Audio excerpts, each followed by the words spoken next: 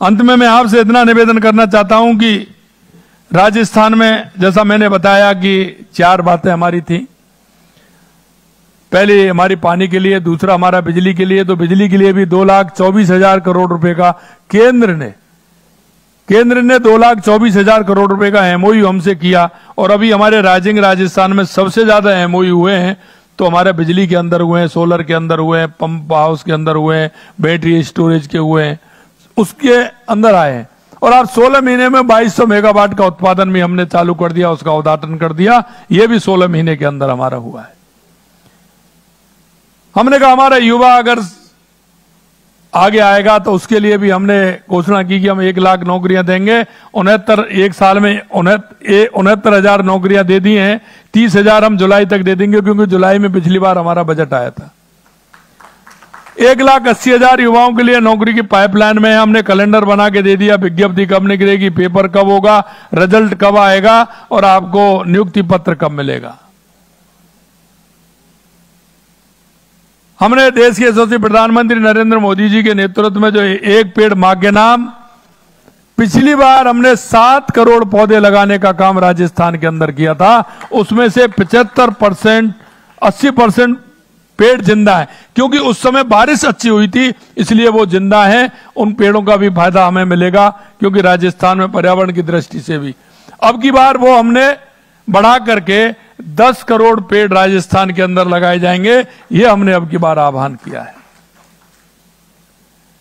मैंने राजस्थान का बताया, युवाओं का बताया, बिजली का बताया, पानी का बताया।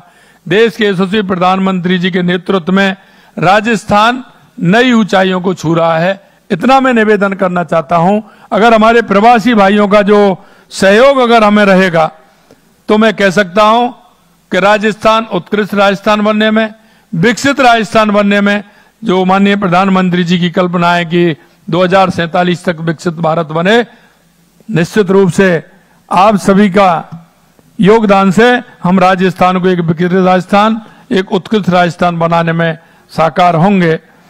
मैं आप सभी से इतना कहूंगा कि जल ही जीवन है, और इस जल ही जीवन के माध्यम को अपनाते हुए ये बहुत ही, जो आप सभी को जानते हैं, क्योंकि राजस्थान में पुराने समय से लेकर के जितनी बावड़ी, जितने कुएं, जितनी व्यवस्था की है, अगर उनको हम संभाल भी लेते हैं तो उससे भी बहुत बड़ा योगदान हमारे राजस्थान के लिए मिलेगा। आप इतना बड़ा सहयोग आप राजस्थान के लिए दे रहे हैं, निश्चित रूप से दिल की गहराइयों से मैं आप सभी का हृदय से बहुत बहुत अभिनंदन करता हूं, आप सभी का स्वागत करता हूं। हमने पहले से ही, पाटिल साहब ने जब कहा था हमसे, तो हमने पहले से ही हर जिले का जो हमारा जिला कलेक्टर है उसको नोडल अधिकारी हमने उसमें बनाया हुआ है। किसी भी तरह की कोई समस्या होगी उस कलेक्टर पूरी तरह से उसको करेगा। मैंने ये भी कहा है, मैंने एक बात और कही थी कि राजस्थान के जो हमारे प्रवासी भाई हैं उनकी अगर व्यक्तिगत समस्या भी होगी तो उसके लिए भी एक अधिकारी हमने बैठाया हुआ है, उनके लिए भी हमने अधिकारी बैठाया हुआ है। जहां आप अपनी कोई समस्या किसी तरह की होगी, अगर वो भी बताएंगे तो हम उसका भी समाधान करेंगे। और देश के बाहर हमने 25 देशों के अंदर हमने एक आईएएस अधिकारी को लगाया है, और हर प्रदेश के अंदर एक आईएएस अधिकारी को लगाया है। वो नोडल अधिकारी प्रदेश में, देश में भी रहेगा, हर प्रदेश में, और 25 देशों में भी रहेगा। और उनका राजस्थान में तो ट्रांसफर हो सकता है, लेकिन अगर हमने जिस प्रदेश में जिस अधिकारी को नोडल अधिकारी बनाया है उसका कभी ट्रांसफर नहीं होगा, वो नोडल अधिकारी के रूप में उस प्रदेश में रहेगा। हमने महाराष्ट्र से लेकर के, गुजरात से लेकर के, हमने जितने भी हमारे राज्य के प्रदेश, देश के हमारे प्रदेश हैं, हर राज्य में हमने एक आईएएस अधिकारी को नोडल अधिकारी भी बनाया है, और देश के बाहर भी हमने नोडल अधिकारी बनाया है। हम इस बात को जानते हैं कि हमारे काफी लंबे समय पहले हमारे जो प्रवासी भाई हैं, कई विपरीत परिस्थितियों में राजस्थान छोड़ करके वो गए थे।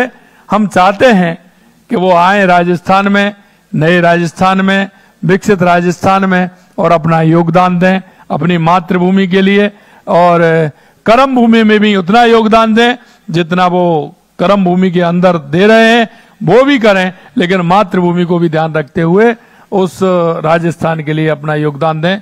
इस आशा और विश्वास के साथ आप सभी को मैं पुनः धन्यवाद देता हूं और माननीय पुनः पाटिल साहब को और माननीय मंच पर विराजमान आप सभी को भी धन्यवाद देता हूं कि आप सभी आए और ये कार्यक्रम रखा।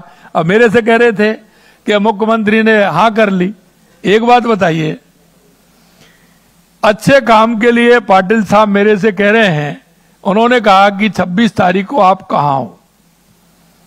मैंने कहा आप बताइए, पहले आप बताइए कि आप 26 तारीख को क्या काम है।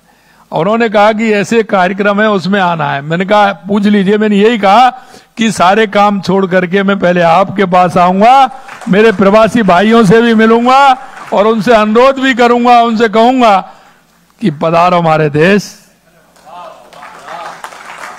आपका इंतजार कर रहा है, आपकी भाव और भावना का इंतजार कर रहा है।